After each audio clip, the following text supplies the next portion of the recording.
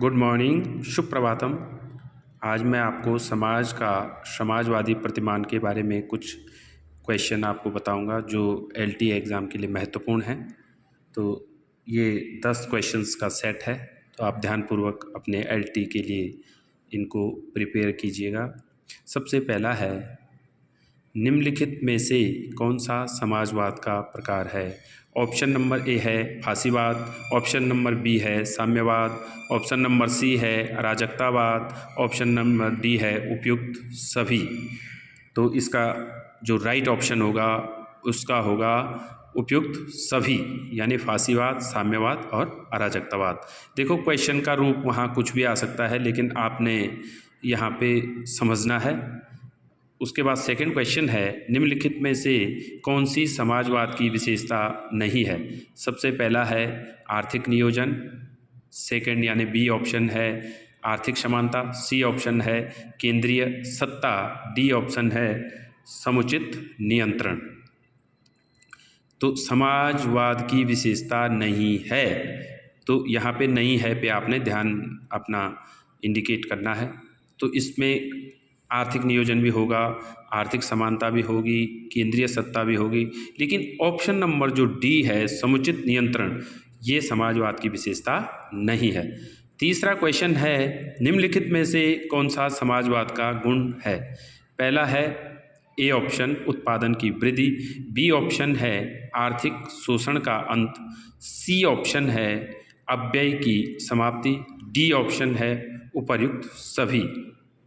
समाजवाद का गुण है तो इसमें उपर्युक्त सभी होंगे। उत्पादन की वृद्धि भी उसका रूप होता है, आर्थिक शोषण का अंत भी होता है, अपव्यय की समाप्ति भी होती है, तो उपर्युक्त सभी इसमें राइट ऑप्शन होगा।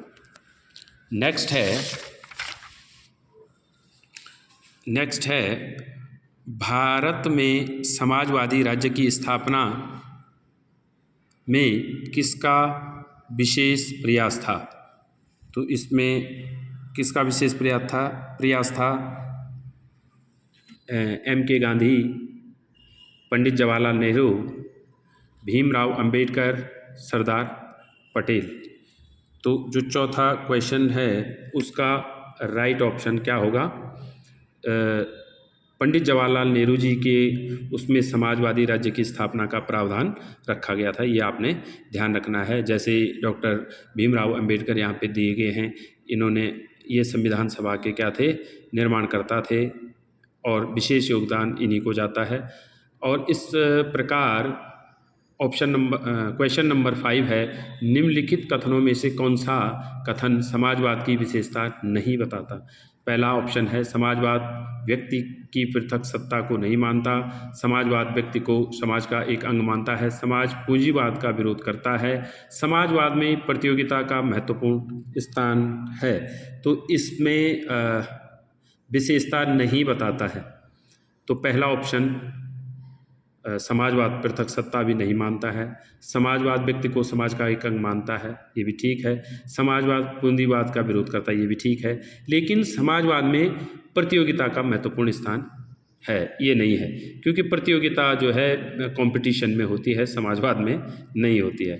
तो इस प्रकार अब नेक्स्ट क्वेश्चन है, जिस व्यवस्था का लक्ष्य समाज में आर्थिक एवं सामाजिक समानता स्थापित करता है वह क्या है? पहला है फांसीवाद, दूसरा है नाजीवाद, तीसरा है समाजवाद, चौथा है साम्राज्यवाद। तो 6 का राइट ऑप्शन हो जाएगा ऑप्शन नंबर सी। जिस व्यवस्था का लक्ष्य समाज में आर्थिक एवं सामाजिक समानता स्थापित, वो समाजवाद ही हो सकता है, नाजीवाद भी नहीं हो सकता, फांसीवाद नहीं हो सकता, साम्राज्यवाद नहीं हो सकता, वो समाजवाद ही इसका आंसर है। राइट आंसर है ऑप्शन नंबर सी।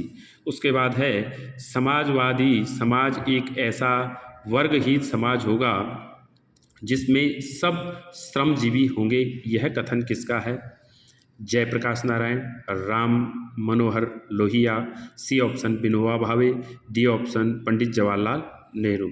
तो ये क्वेश्चन है कि समाजवादी समाज ऐसा वर्ग विहीन समाज होगा।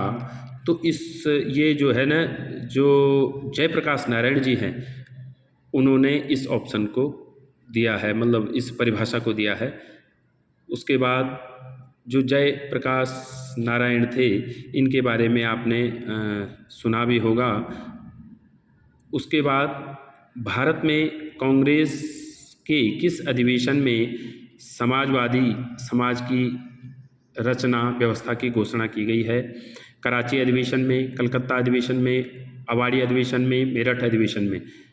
तो समाजवादी समाज की रचना की व्यवस्था की गई है। 8वां है इसका जो राइट ऑप्शन हो जाएगा अवाड़ी अधिवेशन। इसका कराची भी नहीं है, कलकत्ता भी नहीं है, मेरठ भी नहीं है, अवाड़ी अधिवेशन इसका राइट ऑप्शन होगा। उसके बाद है नेक्स्ट क्वेश्चन है, समाजवादी समाज की क्या विशेषताएं हैं? संपत्ति पर समाज का स्वामित्व, पहला। बी है बड़े निजी उद्योगों का अंत, सी है सामाजिक आर्थिक समानता लाना, डी है उपर्युक्त सभी। तो जो 9 का जो राइट ऑप्शन होगा वो उपर्युक्त सभी यानी ऑप्शन डी राइट होगा कि समाजवादी समाज की ये सारी विशेषताएं हैं। उसके बाद है क्वेश्चन नंबर 10, समाजवादी समाज में शिक्षा किस दृष्टि से प्रभावपूर्ण हो सकती है? राष्ट्रीय आय में वृद्धि, ए ऑप्शन, बी ऑप्शन रोजगार के अवसरों में वृद्धि, सी ऑप्शन है राष्ट्र की आत्मनिर्भरता, डी ऑप्शन है उपर्युक्त सभी। तो इसका जो राइट ऑप्शन होगा, समाजवादी समाज में शिक्षा किस दृष्टि से प्रभावपूर्ण हो सकती है? राष्ट्रीय आय में वृद्धि, ये भी इसका नहीं होगा राइट। राष्ट्र की आत्मनिर्भरता, ये भी राइट नहीं होगा, क्योंकि हमें सबसे पहले शिक्षा प्रभावकारी रोजगार के परिप्रेक्ष्य में हो सकती है, जैसे रोजगार के अवसरों में वृद्धि के परिप्रेक्ष्य में हो सकती है। तो ये 10 क्वेश्चंस का सेट था। तो आप लोग इस चैनल को सब्सक्राइब कीजिएगा। मैं बहुत अच्छा प्रयास करूँगा। आप लाइक और सब्सक्राइब जरूर कीजिएगा। Thank you.